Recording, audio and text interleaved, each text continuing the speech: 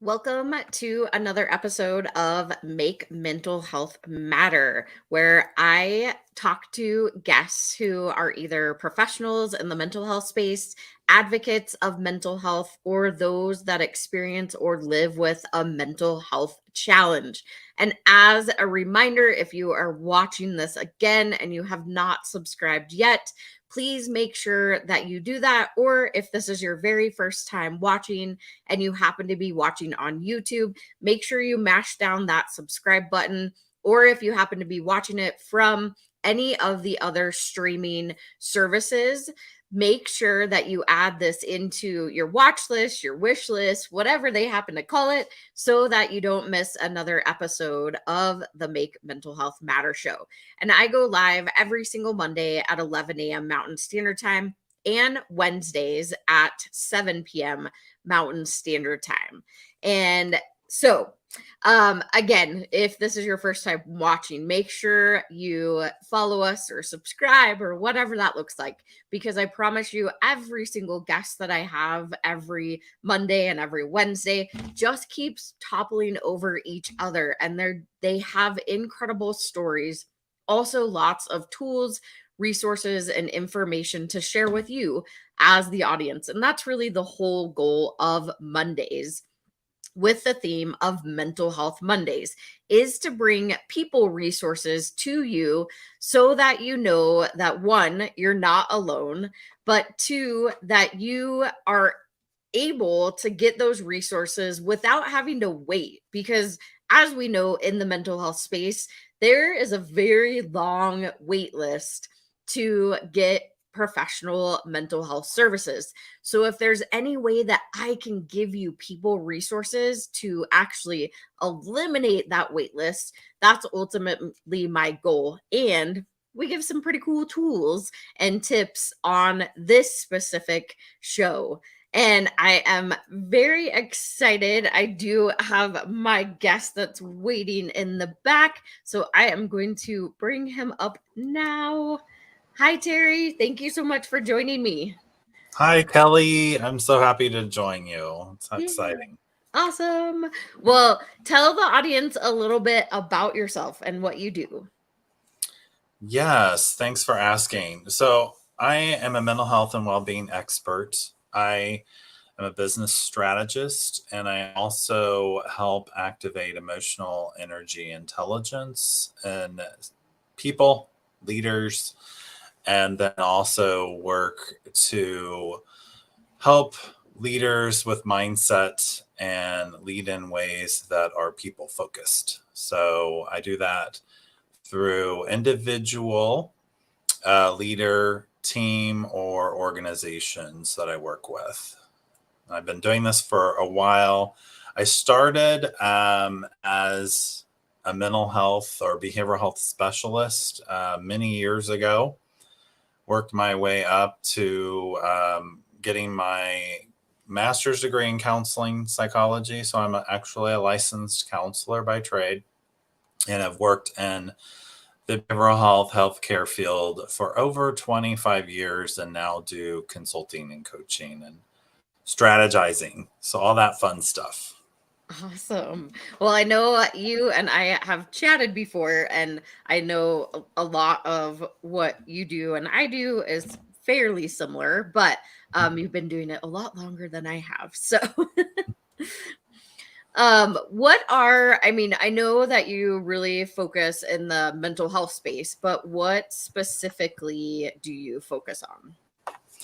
Well, and I don't actually just focus in the mental health. I've worked in the mental health space for so long and still do. But I also work with businesses and other industries that are working to brighten mental health and well being in the workplace specifically. because we know, and COVID shown a big light on this when we realized that people were languishing at work and burnt out. And you've seen all of that and the great resignation and people deciding, I want to lean into my passion and not do the work that I've been doing and want to switch industry or whatever. And so I think it's ever present now that businesses and organizations know that they need to do something different, right? And so the way to do that is to support the workforce, the employees that are there, and help them have what I call work-life harmony instead of balance, because I think we need to put it, get it to where you wear all those different roles and responsibilities in your life. And I say you carry them on your back with a backpack or whatever. And that you have to identify and figure out what are those areas that you need to focus on so that you can feel good about what you're doing at work, but then also at home. I say anything that I'm doing with somebody in the work setting bleeds over into what they're doing at home. It's always fun and exciting to hear somebody say, well, I tried what you did at home as well, and it works with my kids and my family. I was like, well, yeah, it's all about well-being, right? It's all about how are we pouring into ourselves, resetting ourselves and expectations so that we can have a healthier relationship with the people that we love and our professional relationships as well, right? Because work is such an important, crucial part of what we're doing, what we do to survive, and part of our society that we need to make sure that those spaces are energizing, right? That they are leaning into what we enjoy and are activating the best version of ourselves. And so I've done that for many years as well. So I've helped people activate that through the mental health challenges that they may have had. But then also the second tier, those first responders, people that are working with everybody to help them be healthy, they then will sometimes take on some of those stressors and pressure. And so how to help them be well balanced as well and activate the best version of themselves. And so I know I went on for a little.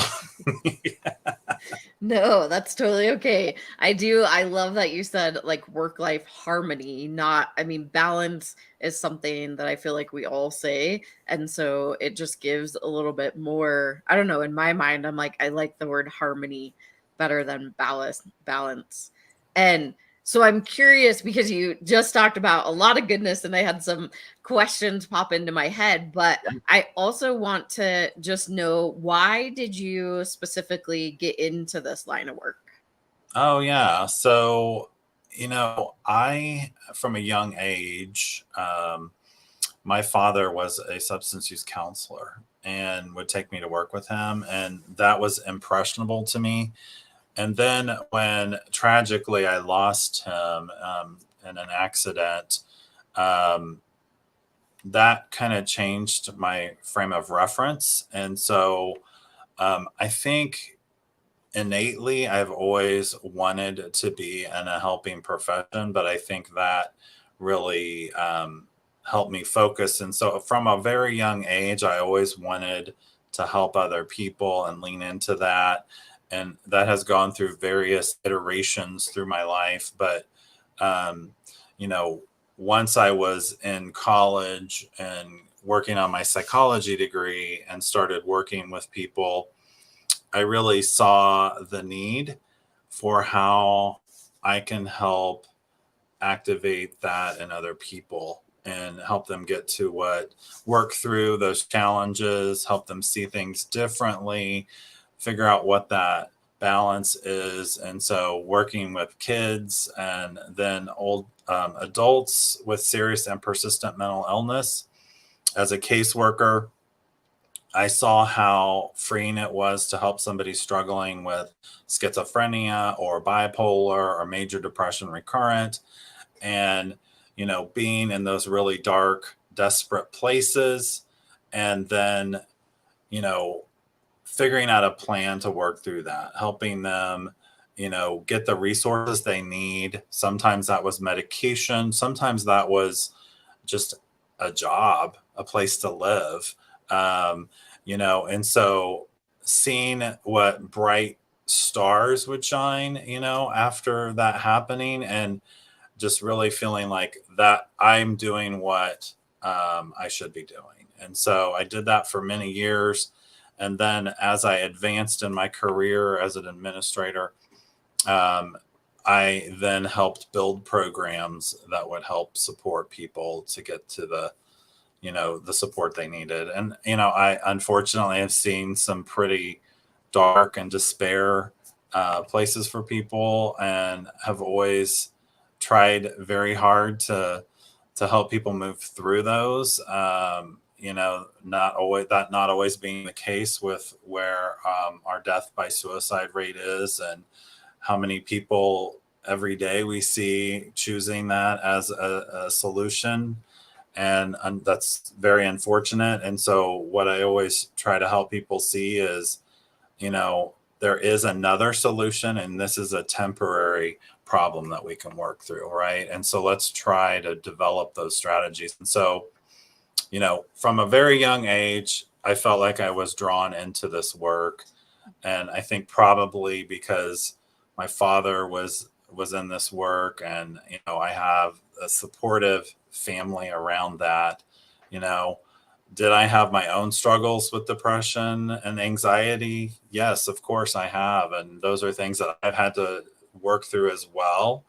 And they just underscore the importance of what I believe is that we can figure out what those different strategies are. And so every time I talk to a group of people, or help a team, or work with an individual, you know, how are we helping set the course straight? Because right now they're not in the place where they feel like they're most productive and can be the best version of themselves. And that's where we want everybody to get to. And we know that that's an ebb and flow, right? We're going to take steps forward, and then we're going to take steps back and have to reset. And I was talking to somebody the other day, and it's like, well, if I don't do it perfect, then I feel like I've just lost everything. And it's like, well, no, let's reset, give yourself grace, and then let's move forward. Because behavior change and new habits take a lot of effort and energy. And so it's not just 21 days. We know it takes 60 to 90 days to really bring about true behavior change. And so that's sustainable. And so just keep trying, don't give up. Some people want to like throw their hands up and say, I'm done. I can't do this. It didn't work. It's like, well, it didn't work for now, but let's try it again. So Yeah, I mean, that probably has a lot to do with even the studies that have come out, is that our attention span is getting a lot shorter. And we just want, I mean, you can go onto Amazon and order something and it's here the next day. So we've got into these conditions of things being right at our fingertips. But when we want to change something within ourselves, it can take a lot more time versus just pushing a button and having it delivered the next day. So yeah, right. that totally makes sense. I know that. So thank you very much for sharing your experience. And I'm sorry to hear about your dad. And it sounds like, though, through that challenge, you really, it opened your eyes to wanting to be that helper person. And I know that you've throughout time have evolved and changed and shifted. And I do want to go back to what you were talking about with employee satisfaction, helping with that work life harmony, and really having this conversation, because we haven't actually. So, most people that I bring on, we do talk about like personal individuals, which I know yours is about too, but also like that business aspect. And as you were talking, I was like, that's like the life of an entrepreneur most of the time, right? It's good, it's bad, it's good, it's bad. And being in business for yourself, but then also on a larger scale in corporations, it's really important to have these conversations around employee work-life harmony and being able to give them the tools to be an employee versus jumping like we've seen in the past couple of years. So I would love to just understand a little bit more because as you know, and we've talked about, I come from a corporate background. Mhm. And a lot of times what happened was it was like, hey, we're really wanting to give you all these tools for mental health and et cetera, et cetera. But it felt like a lot more lip service because they'd come in, they'd bring a speaker, then it was like right back to work. And it was all about the numbers, of course, being in sales. But how can companies truly embrace this idea of that work life harmony and giving their employees the tools to be able to help their mental health and all those things that come with being in that environment? Yeah, that's such a great question, right? And it's like the question right now for businesses and organizations. And I do want to say, I like to work with all industries and all companies and businesses, but I come from the nonprofit world. And so, I that's got a special place for me in my heart. And I also appreciate and love helping nonprofits flourish as well and with their employees and with their organizations. And so, um, but I have that variety of experience. But what I like to say is we're trying to create healthier well-being at work, right? So how are you creating healthier well-being at work? Um, and it really, and I always say this when I'm talking, is it really starts at the top with the leaders and like, how are you leading? How are you representing well-being at work? If you're setting the premise that you're always on, i.e., you're always answering emails, you're always taking calls all times of the day and night, and that when you go on vacation, you're still answering emails, what are you saying to your employees? You're saying, this is my expectation. I'm doing this. And even though I've had many leaders say, don't do this, but then they model that, what do employees do? They're gonna do it. They're gonna, oh my gosh, I gotta be on. I can't disconnect. I gotta answer if my boss calls me. It doesn't matter if I'm on vacation. And so it's really figuring out what those boundaries are. And it's how are you leading through your organization? How are you helping your employees build work-life harmony? What are the strategies you're putting in place? And I think it starts with normalizing mental health and well-being in the workplace. Right now, people don't feel comfortable at all times. There's research that shows almost 3/4 of employees don't feel comfortable bringing up a mental health issue at work because they don't feel they're going to be supported by their supervisor, and they don't believe that it's going to lead to anything productive. And so they don't do it, right? And so it's upon the leaders to create that environment. And we hear a lot about toxic leaders, toxic stress at work, like how are leaders, um, you know, leaning into evaluating their own bias around work and their own expectations, and then how are they supporting their employees, and normalizing that conversation. And I say it starts with vulnerability, right? You as a leader have to be vulnerable and say, you know what, I have anxiety, I get stressed out about stuff, and here's what I do to help myself, or I've had to go see a counselor for that. It's like normalizing those kinds of conversations. It's okay to get help. It's okay to get a counselor. We know how difficult it is to get a counselor these days. We know how difficult it is to access EAP services, and that it's not always intuitive, and people don't feel comfortable asking those questions, even though they may have that benefit on their benefits package. They're like, then getting it figured out is a whole nother maze you have to work through. And so we don't make it easy for employees to create well-being at work. And so But I also think the onus is on the employee too. Like if you want to create a different way of engagement with work and have well-being, then what are you doing? And I always say, what's in your circle of control that you can impact? And then what are the things that you can influence? And it takes building trust. One of the basic premises of, psychological safety is, do you feel comfortable speaking up at work? Can you not be, get in trouble or feel retribution for speaking up differently than the boss? And so, how are you able to have a psychologically safe workplace? And so, how are leaders creating that? And I think employees can do so much, but leaders also have to model that behavior and lead.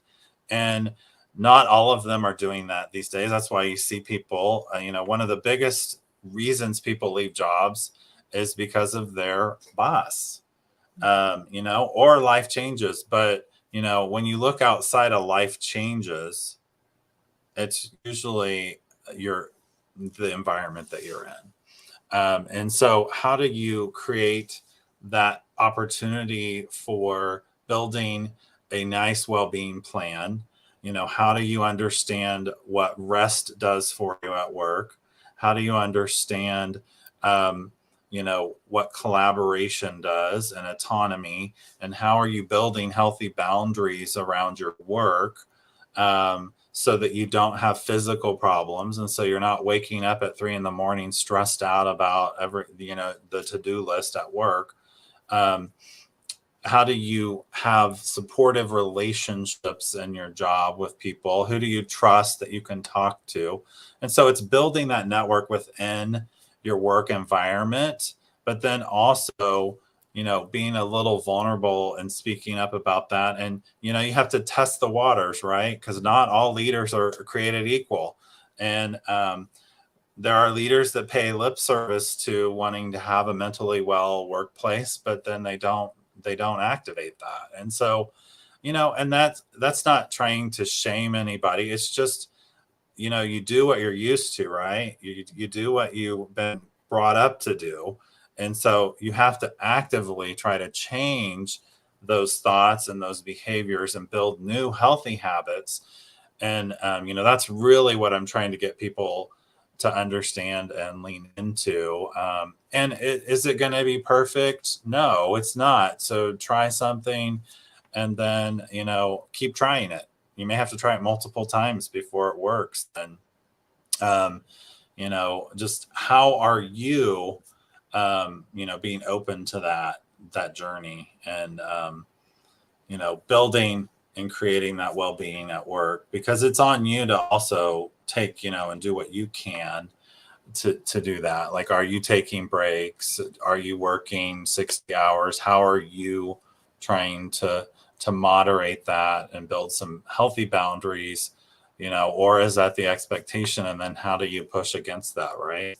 So how do you change that? You've had some experience. What what have you found that works, Kelli? Yeah, no, definitely. I mean, I think there are so many good things there too. And I do have some questions and comments that popped up in my head. What we're going to do super quick is we're going to go to a quick sponsored break, and then we'll come back and we'll chat a little bit more about what you just said. So we'll be right back after this sponsor.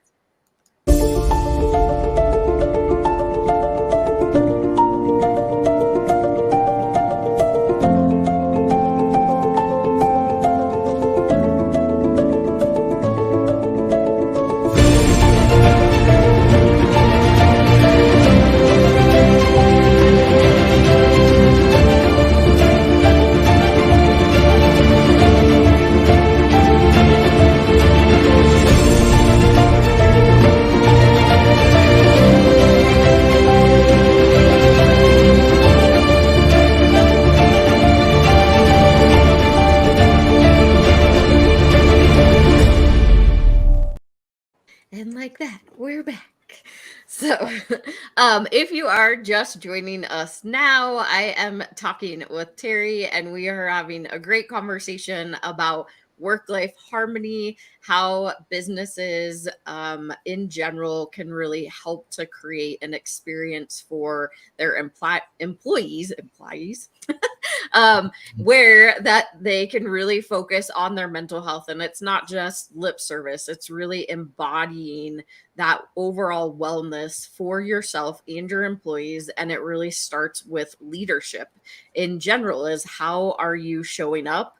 What are you showing are the expectations? Are you going on vacation and answering all the time? Are you on the weekends always answering?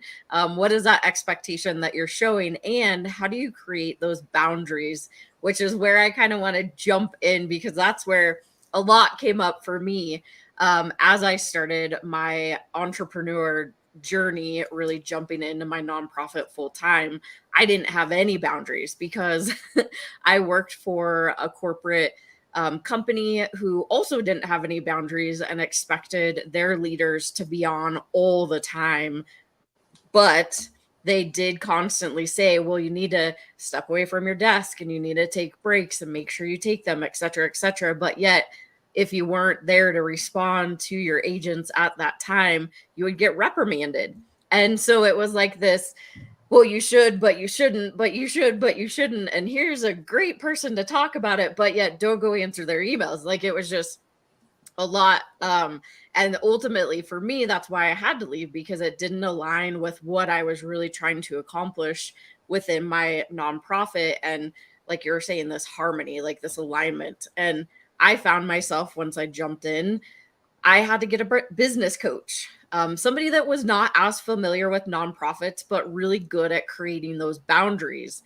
And for the first time, I was like, oh, so you can do that? That's okay.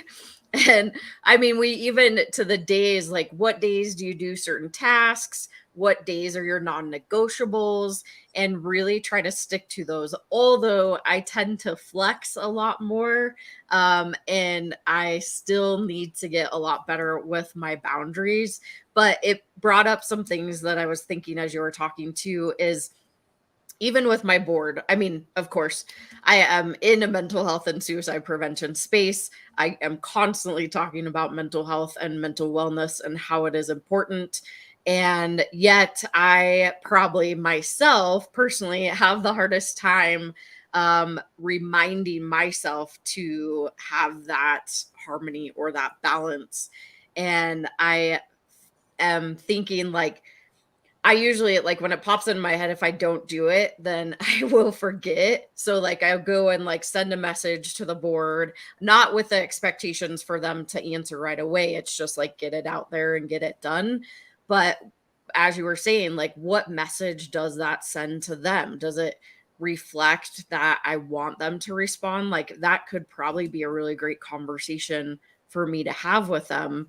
And then also I acknowledge that we had a board meeting not too long ago that I was just like, bleh, like verbal vomit everywhere, because there was so much that had happened during that month that I was like, well, I need to let them know everything. And then by the end, one of my board members was like, I literally have no idea what you just said. And it what became one of those vulnerable spots for me to be like, oh wow, like thank you for coming to me and letting me know.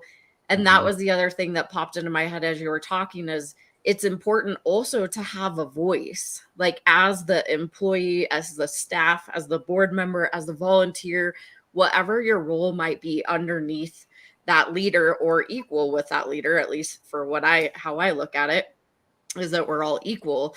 But it's important for us to have a voice too, to be able to reflect, like, that was pretty horrible what just happened. And it was a lot of information that I couldn't even follow. So, can we break it down step by step? And can you explain a little bit more? And for the first time, I was like, wow, thank you. Because that's what I needed to be able to really like move them forward. And I always try to allow those voices. I'm not perfect by any means. Hence the show. It's not about perfection. It's really about getting the information out there. But Yeah. there are certain steps that we can take, like you were talking about, the boundaries, the vulnerability.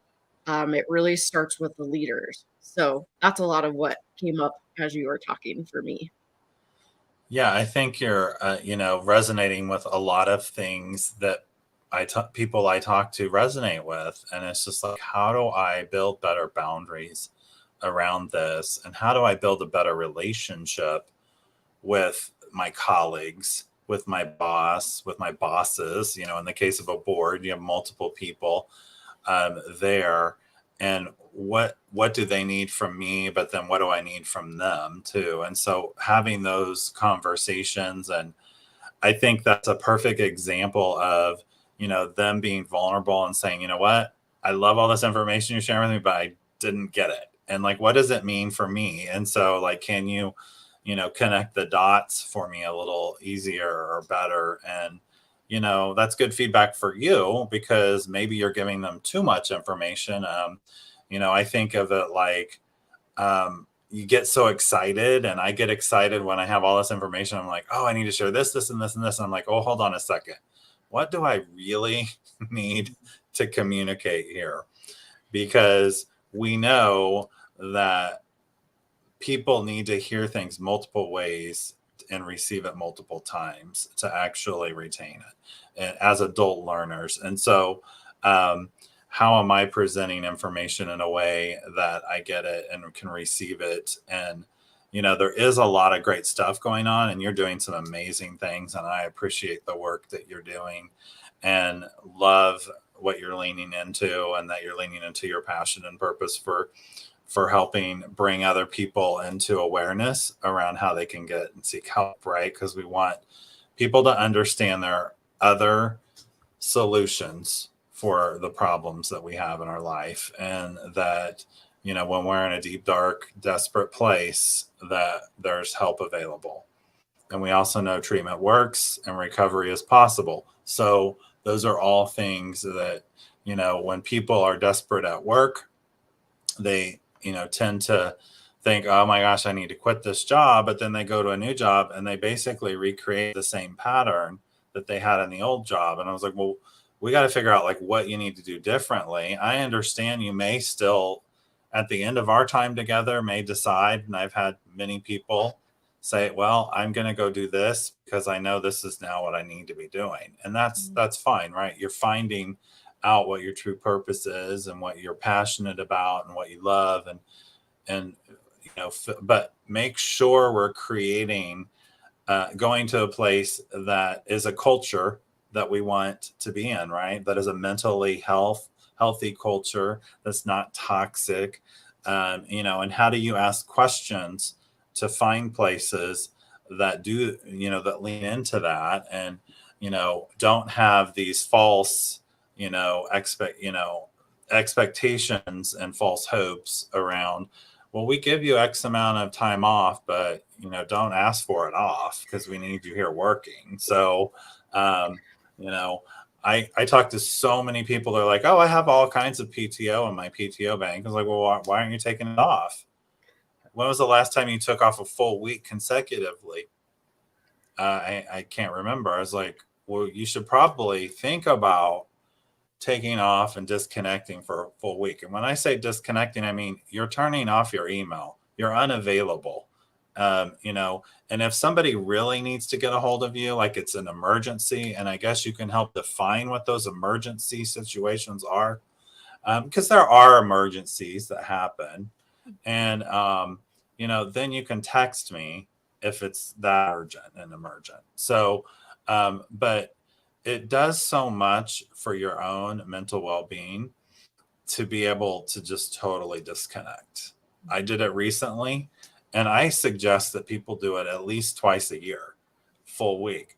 But people don't do that, or take extended weekends, but truly disconnect. Most people I know that take time off are still checking emails and still answering phone calls. And so it's like, well, I think I'm starting to see more and more people do that, because it's kind of like when you're working on a project at work, and you said a minute ago, like, let's take a break, or I encourage you to take a break, but you better not be away from the phone.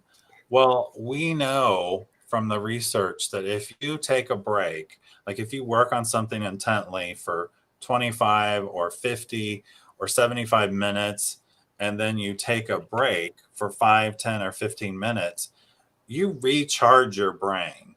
That gives you an opportunity to come back, and you're actually more productive when you come back than if you were to stay engaged in that project. And so those mental breaks really help you reset your mind. It also gives you time to process some things and create space. And, I always, one of the things I like to say to people that I'm working with is like, how are you creating space in your day? How are you creating time to reflect and be intentional about the work you're doing and reset? And so what are those things that you're doing to reset in the day? What's the thing that you can do for 2 minutes or 5 minutes or 15 minutes throughout the day that will help you reset your mind and your focus? And Kelli, do you know what the number one thing is that people can do? Go And get water, maybe? that's a good one, not the top one, but breathing. Mm. Breathing is the number one thing. Like, how are you breathing? When you get really tense and stressed out, you're not doing a full breathing regimen. And breathing in through your nose helps activate your parasympathetic system, which is your natural calming system. And so you want to breathe in and take some breaths. I will go out. I love to go step outside and take some deep breaths. Now, with the smoke and the fires recently, that's not possible for all people, but wherever you are, if you can just reset your focus through your breathing habits. I like to do box breathing, and so I talk about box breathing with people. And so, it's breathing in for a 4 to 7 count, holding your breath, breathing out for 4 to 7, and then holding your breath for about a 4 count. So creates this rhythm. And everybody's different, so some people may need 3 cycles of that, other people need 7. And so it's like whatever you can take. But breathing does amazing things for, it gets oxygen to our brains, it gets us back into our thinking brain and not our emotional brain. And so it's just a way to reset. I love that. And I know the water thing came from actually one of my other guests, because when I was at the corporate job, I literally had like a gallon jug that Yeah. I'd fill up in the mornings, because most of the time I couldn't really leave my desk. Like I ate at my desk and it was, but that was one thing that she mentioned, because when I came home, I kind of did the same. I had the same behaviors. I had my gallon jug right by my desk. And she's like, the best thing that you could do for yourself is not have those really large water bottles, so that it trains your brain to actually take breaks to go get water. And I was like, well, that's brilliant. So now I use the much smaller water jugs, making sure that I'm still getting my water intake for the day, but it makes me get up and go do something. But I love what you said too, is that breathing aspect. And definitely has been something that I've been practicing a lot more, because I do, like, I start feeling myself getting really tense. And in those moments, I'm like, just breathe. Because once I can get enough oxygen into my body, it really does help calm. And the more and more I do it, the more, or the faster that it feels like it calms me down, which I think is really awesome. So yeah, I love that. Well, I definitely agree with your previous speaker. You need to be drinking a lot of water. I love that example of. I actually have my coffee cup right here. It's got water in it, but it does force you to get up and force you to take a break, right? Like even if it's just for 2 minutes, you're going in the other room and grabbing some water. And with so much work being virtual now. I don't know why I'm having trouble speaking. You know, Everybody sits on Zoom calls and goes from one Zoom call to the next, or whatever virtual format, and they don't get up from their desk either. And so that's the other thing that's important, is like structuring meetings so they're 45 or 50 minutes and giving yourself 5 or 10 minutes between meetings. You're starting to see more of that happening, where people are kind of setting some of that structure, doing time blocking in your day where you're blocking time out for certain projects, for certain things that you need to focus on, and giving yourself some space between that, and not, just powering through. So it's breaks are important, and that's an important way to set boundaries, and focus on intention. What do I need to get done? What do I have to get done? And then also a practice of reflection at the end of the day. Like, how are you reflecting upon, did I achieve all my goals? Did I do what I said I wanted to do when I started the day? And how am I leaning into that? And so there's lots of things employees or people can do to create that well-being strategy for themselves. And then also, figuring out how they can get the support they need from colleagues, coworkers, family members, leaders, supervisors. And so just having those conversations, but you have to take risk to do that, right? And so you have to test the water and see. And I've seen people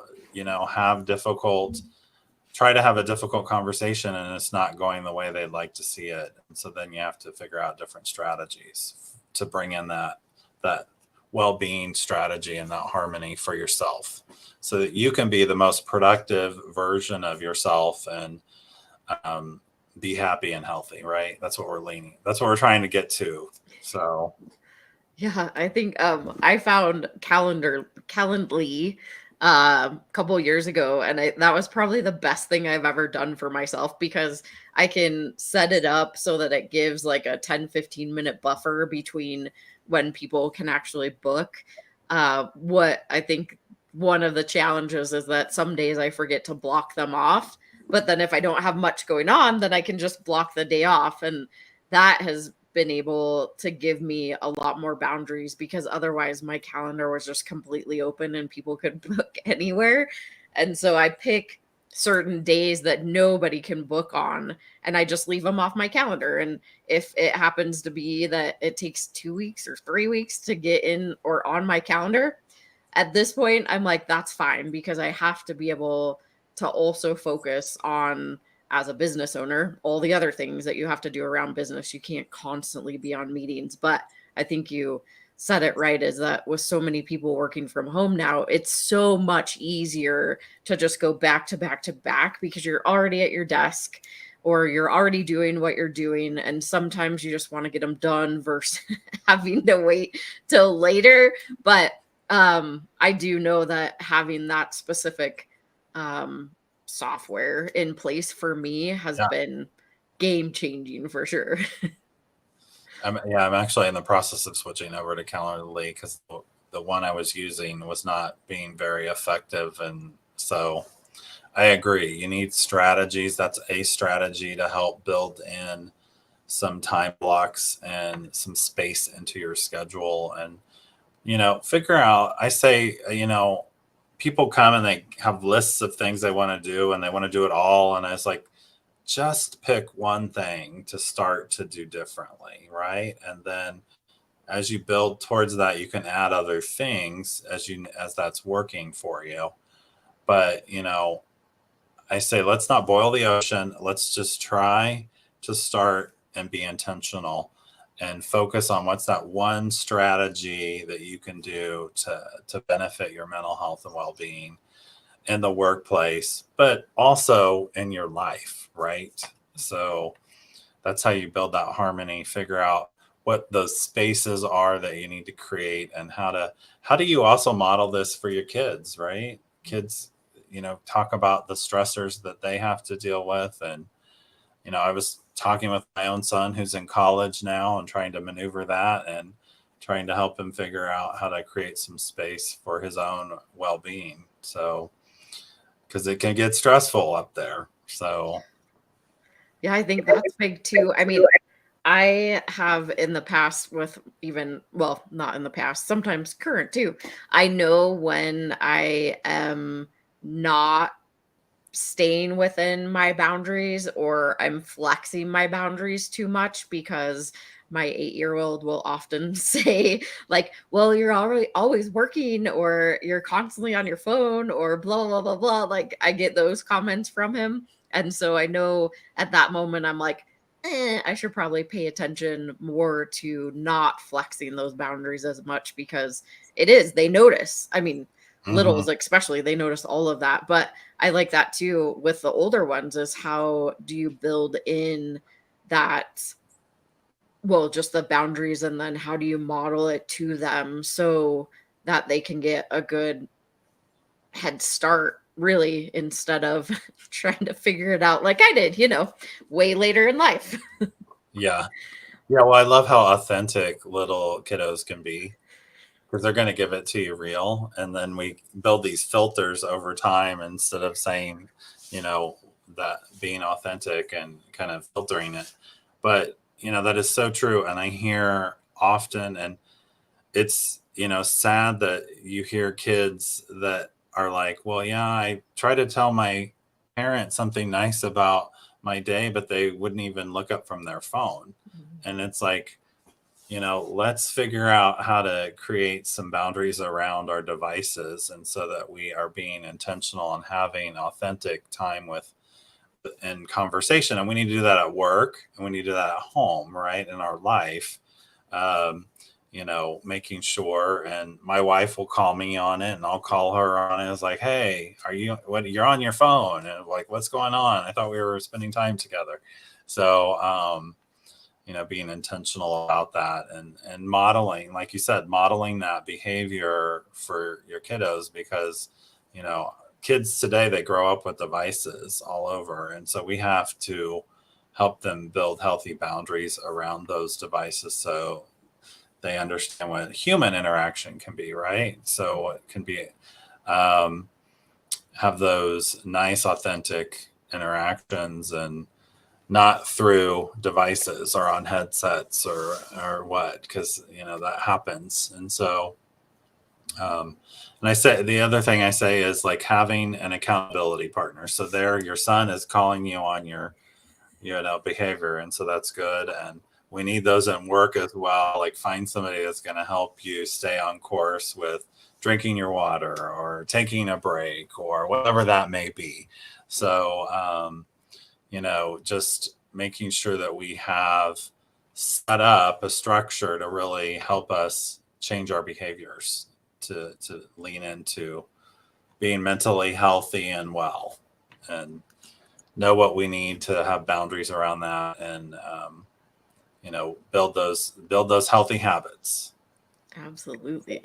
So, if somebody wants to work with you, can you tell the audience a little bit about how they can do that? Most definitely. Thanks for asking. I have a website. It's terrytrafton.com, so it's real easy to see. And then I have my business website, which is et2consulting.net, which you can get there either way. So it takes you to the same site. I also am on LinkedIn, and so you can connect with me on LinkedIn as well. And I'll be happy to respond to you. My email is terry at the number 2 consulting.net, which is pretty easy. So, Awesome. yeah, I'm happy to get into conversation with anybody who would like to learn more or help build strategies for mental health and well-being in the workplace, or maybe it's in your own life. So, Awesome. Well, here is the website one more time. And any final words that you want to share?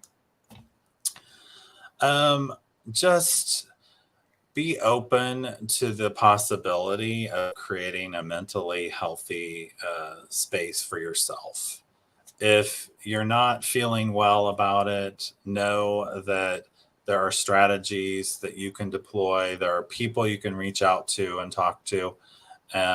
Sometimes we need that extra support. Just know that there are people available to help you with that, and lean into it. And treatment works and recovery is possible. So You know, lean into it and take the risk and ask for help if you need it. So we want you to be happy and healthy and build a better place for yourself and for the people you're around.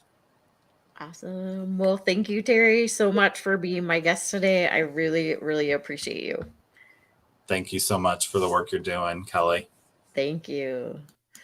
All right, y'all. That was another amazing episode of Make Mental Health Matter. On Mondays, I talk to guests who are either professionals in the mental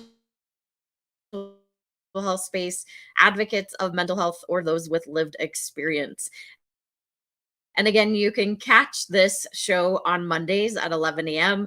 Mountain Daylight Time or Wednesdays at 7 p.m. Mountain Daylight Time. And join us next or this coming Wednesday. I have another incredible guest that he will really be talking about his loss to, he lost his son at I'm not even going to say this right, probably, but he lost his son to suicide at a really, really young age.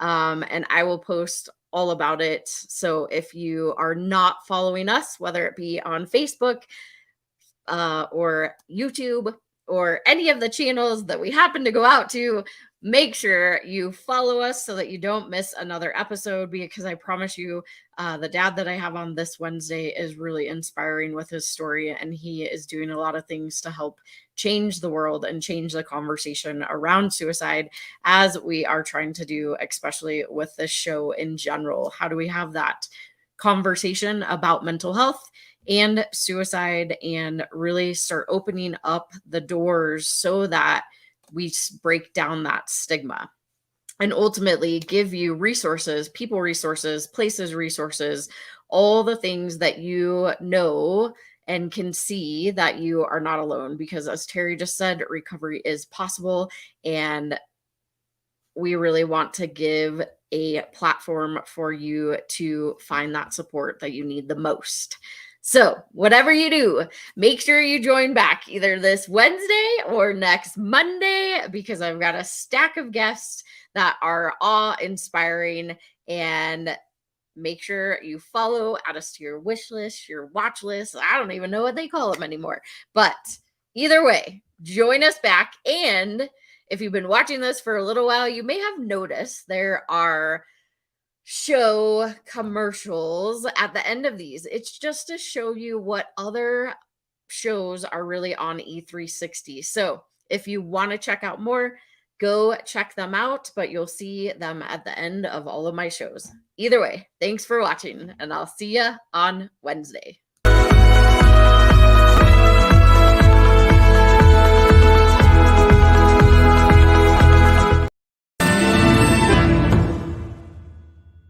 Everyone, I am Sinet from Bredar. I'm from Johannesburg, South Africa. Please join me in my Power Hour every Sunday, 12 o'clock Pacific Standard Time on E360 TV. Mwah!